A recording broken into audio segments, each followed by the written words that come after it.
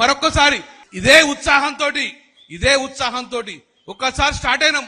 ఇదే ఉత్సాహం మళ్ళీ ఎన్నికలలో గెలిచే వరకు రసమని గెలిపించడంతో పాటు ఈ రాష్ట్రంలో కేసీఆర్ పాలన వచ్చేదాకా దయచేసి సోదరులారా ఇదే ఒక్కసారి మన జెండా పట్టుకున్నామంటే ఎన్నికలు అయ్యాక పార్టీని కాపాడుకుందాం. ఒక్కసారి పార్టీని కాపాడితే మన కోసం కాదు, మన పిల్లల భవిష్యత్తు కోసం ఈరోజు ఈ పార్టీని కాపాడాలి. మళ్ళీ కేసీఆర్ ప్రభుత్వం రావాల్సిన బాధ్యత ఉన్నది.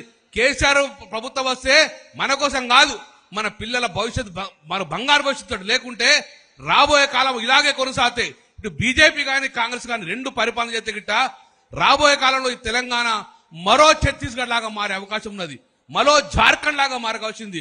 ఇప్పటికే పైసలు లేవు, అమ్ముదామంటే కొనటువంటి దిక్కులేడు. ఉన్న రాష్ట్రంలో పైసలన్నీ కూడా ఈ సంచులలో పట్టుకొని పోయి ఢిల్లీలో పడ్డాయి. అందుకే సోదరులారా ఇలాగే ఈ పార్టీ కొనసాగితే, ఈ కాంగ్రెస్ ప్రభుత్వం కొనసాగితే, ఈ బీజేపీ ప్రభుత్వం కొనసాగితే మాత్రం రాబోయే కాలంలో తెలంగాణ మొత్తం ఎడారిగా మారుతాయి. కాబట్టి మన పిల్లల భవిష్యత్తు కోసం మళ్ళీ డెఫినెట్ గా కేసీఆర్ ప్రభుత్వం కోసం ఇక్కడ నుంచే నిశ్చయం కష్టపడాలని